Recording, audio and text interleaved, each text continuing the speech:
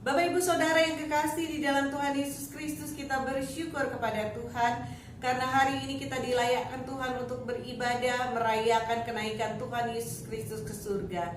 Suatu momen yang sangat berharga bagi kita, orang yang percaya kepada Tuhan. Iman kita boleh dikuatkan bahwa Tuhan Yesus yang mati menebus dosa kita telah bangkit dan menang atas maut. Ia juga telah naik ke surga untuk menyediakan tempat bagi kita, dan Ia berjanji bahwa Ia akan datang menjemput kita untuk berdiam bersamanya di surga yang kekal.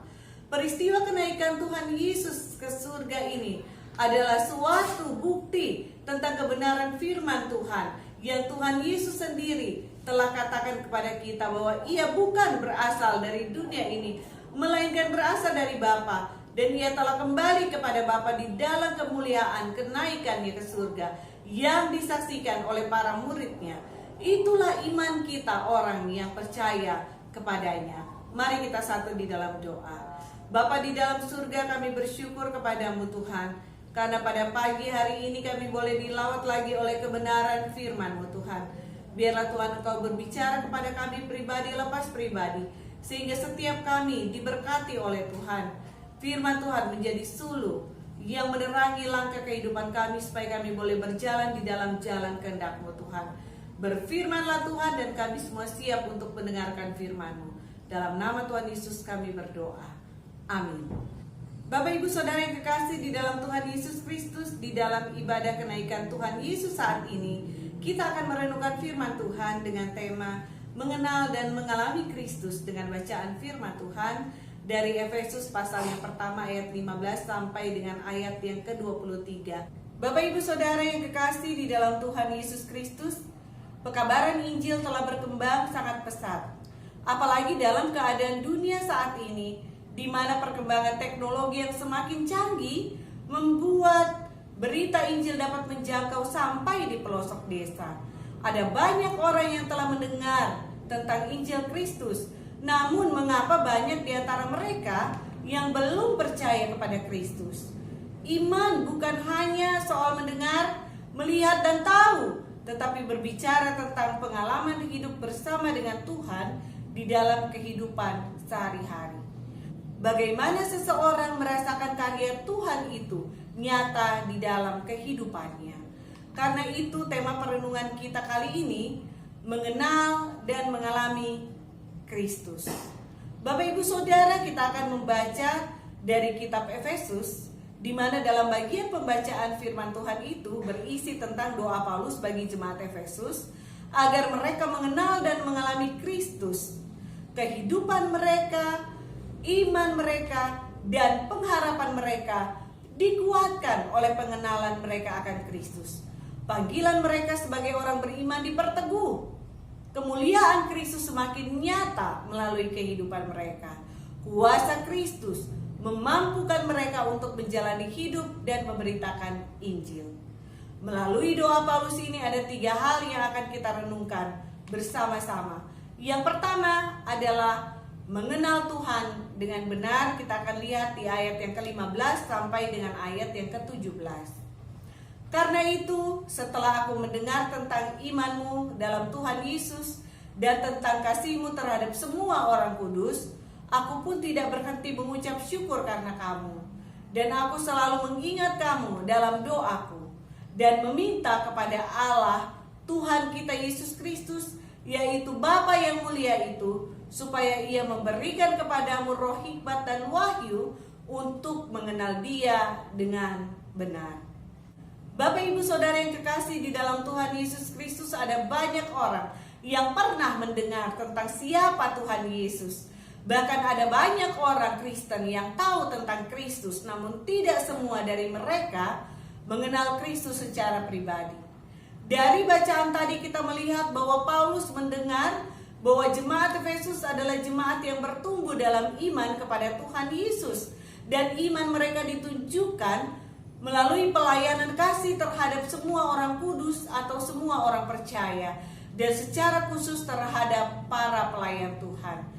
Karena hal itu, Paulus mengucap syukur kepada Tuhan Yesus Kristus dan mendoakan agar jemaat tersebut terus dikaruniakan roh hikmat dan wahyu untuk terus mengenal Kristus dengan benar.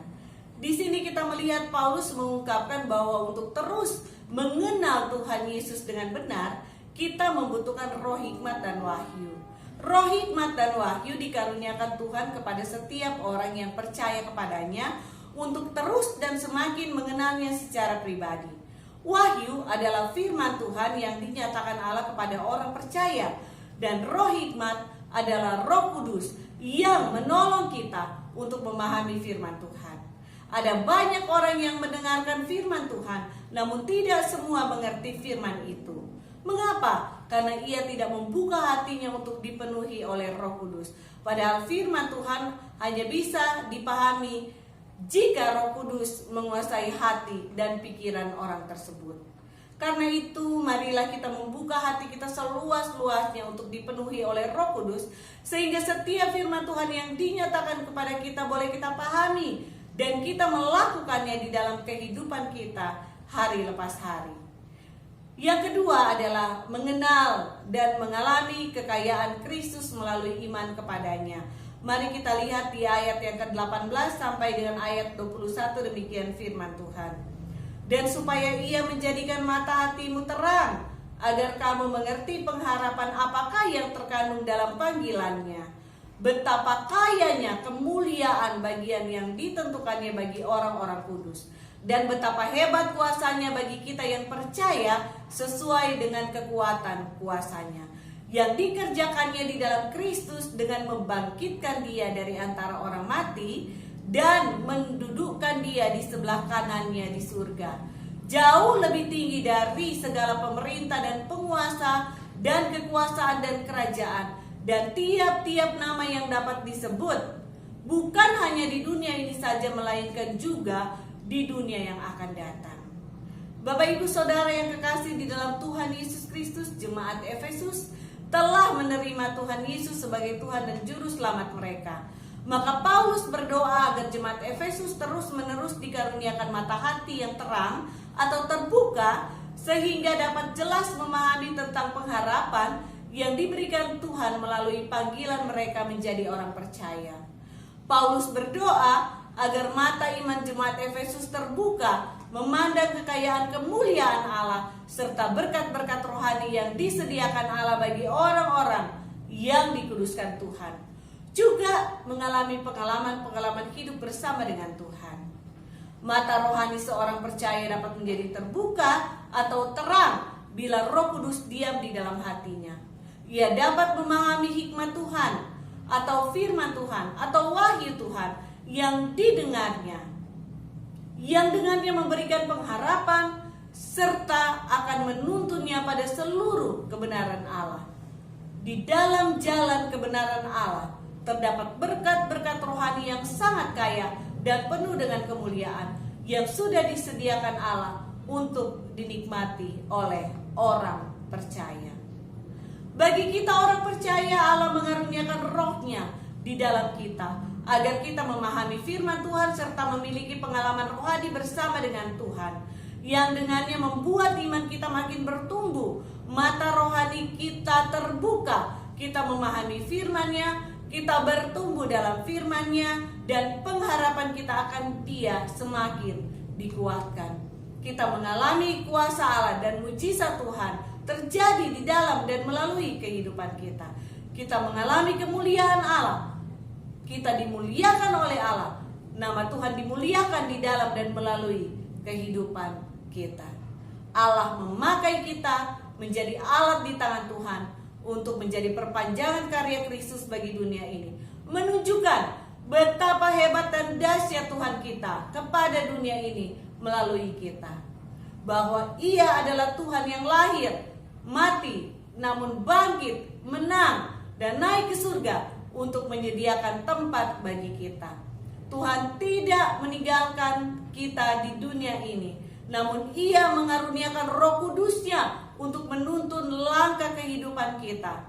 Ia berjanji Ia akan datang kembali menjemput kita semua untuk berdiam bersamanya di surga yang mulia. Yang ketiga adalah terus dipenuhi oleh Kristus.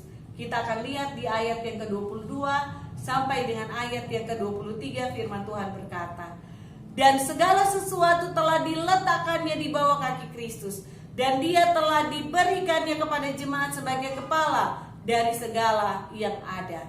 Jemaat yang adalah tubuhnya, yaitu kepenuhan dia yang memenuhi semua dan segala sesuatu. Bapak Ibu Saudara yang kekasih di dalam Tuhan Yesus Kristus, Paulus mendoakan agar jemaat Efesus terus mengalami kepenuhan di dalam Kristus. Kristus mengisi semua ruang hidup mereka sehingga tidak ada satu celah pun yang membuat mereka terlewat oleh berkat rohani dari Tuhan. Agar jemaat terus mengalami kepenuhan di dalam Kristus, maka hendaknya Kristus terus menjadi kepala bagi gerejanya, bagi jemaat Tuhan, sehingga apapun yang ada di bawah otoritas Kristus itu menjadi berkat bagi jemaat Tuhan. Jika Kristus adalah kepala dan jemaat adalah tubuhnya, maka apapun yang dimiliki kepala akan menjadi berkat bagi tubuhnya. Karena Kristus dan jemaat adalah satu dan tidak akan pernah dapat terpisahkan oleh apapun juga. Bapak Ibu Saudara yang kekasih di dalam Tuhan Yesus Kristus, sebagai orang yang beriman kepada Kristus, maka tentunya Roh Kudus diam di dalam kita. Kita adalah bait Allah yang hidup, dan Kristus diam serta memenuhi kita dengan kuasa dan kasih-Nya. Bukalah ruang hati kita seluas-luasnya agar Kristus bertata dan menjadi kepala atau berotoritas di dalam kehidupan kita. Bukalah hati kita seluas-luasnya bagi kuasa Roh Kudus untuk bekerja di dalam dan melalui kita, sehingga kepenuhan Kristus boleh kita rasakan. Ketika Kristus memenuhi seluruh kehidupan kita, maka semua berkat rohani yang Allah sediakan bagi kita di dalam Kristus akan kita alami. Bapak Ibu Saudara yang kekasih di dalam Yesus Kristus, marilah kita lebih dalam dan lebih dalam lagi mengenal Kristus dengan benar, yaitu dengan membuka hati kita seluas-luasnya bagi roh hikmat serta wahyu Tuhan. Marilah kita terus berjalan bersama dengan Tuhan dan menjadikannya sebagai kepala yang berotoritas di dalam kehidupan kita pribadi, juga jemaat kita, sehingga kita bisa mengalami pengalaman-pengalaman iman yang luar biasa bersama dengan Tuhan. Biarlah Kristus senantiasa memenuhi kita semua dengan kasih dan anugerah serta berkat-berkat rohani yang disediakan Allah bagi kita melalui keimanan kita kepadanya. Kiranya firman Tuhan ini boleh memberkati kita semua menjadi rema di dalam kehidupan kita. Amin. Allah Bapa kami yang bertahta dalam kerajaan surga, kami bersyukur kepadamu karena Engkau telah menganugerahkan jalan keselamatan bagi kami di dalam Tuhan Yesus Kristus. Kami bersyukur karena Engkau menganugerahkan Roh Kudus dan firman yang menuntun kami pada jalan kebenaran Kristus. Kami boleh berjalan dengan Kristus di sepanjang kehidupan kami dan menikmati semua berkat yang Engkau sediakan bagi kami. Terima kasih untuk semua kekayaan dan kemuliaan Kristus yang Kau nyatakan bagi kami. Biarlah kiranya kepenuhan Kristus boleh terus kami alami dalam pengiringan kami akan Tuhan. Biarlah Tuhan Yesus terus berotoritas di dalam dan melalui kehidupan kami, sehingga nama Tuhan dipermuliakan melalui kehidupan kami. Tuhan, kami bersyukur kami boleh merayakan kenaikan-Mu ke surga, yang dengannya iman kami dikuatkan. Sesuai dengan janji firman-Mu, Engkau kembali ke surga untuk menyediakan tempat bagi kami, dan Engkau akan datang kembali untuk menjemput kami berdiam bersama-Mu di surga. Terima kasih Tuhan Yesus. Tuhan, saat ini kami mau menaikkan syafaat kami. Kami bersyukur untuk cinta kasih dan pemeliharaan Tuhan bagi bangsa dan negara kami. Kami bersyukur untuk hikmat Allah yang menaungi pemerintah bangsa dan negara kami. Kami bersyukur untuk stabilitas ekonomi politik bangsa kami, meskipun masih dilanda pandemi COVID-19. Kami melihat dan terus percaya bahwa perlindungan Tuhan terus Engkau nyatakan bagi kami semua. Tuhan, saat ini kami berdoa untuk stabilitas bangsa dan negara kami pasca Lebaran. Biarlah kami boleh bijak untuk mentaati aturan pemerintah kami. Jauhkan kami dari serangan COVID-19 pasca Lebaran. Karuniakan kesehatan dan keamanan kepada kami. Tuhan, kami berdoa dan memohon berkat Tuhan bagi usaha dan pekerjaan kami. Berkati juga keluarga dan pernikahan kami. Berkati pelayanan kami sehingga kami boleh terus menjadi berkat dan inspirasi bagi banyak orang. Berkati kami semua jemaat Gereja Kristus Bandung. Biarlah Tuhan, yang sakit Tuhan pulihkan, yang lemah Tuhan kuatkan, yang susah Tuhan hiburkan. Seluruh hidup kami serahkan di dalam tangan kasih dan perlindungan Tuhan. Kami berdoa juga Tuhan untuk persembahan yang akan kami sampaikan kepada Tuhan. Kiranya Tuhan memberkatinya, menjadi berkat perpanjangan tangan Tuhan bagi kami semua. Inilah doa kami yang kami panjatkan dalam nama Tuhan Yesus yang sudah mengajar kami berdoa. Bapa kami dalam surga, dikuduskanlah namamu, datanglah kerajaanmu, jadilah kehendak-Mu di bumi seperti di surga. Berikanlah kepada kami makanan kami yang secukupnya pada hari ini, dan ampunilah kami akan kesalahan kami, seperti kami juga mengampuni orang yang bersalah kepada kami. Dan janganlah masukkan kami ke dalam pencobaan, tetapi lepaskanlah kami daripada yang jahat. Karena Engkau yang punya kerajaan, kuasa dan kemuliaan sampai selama-lamanya. Amin.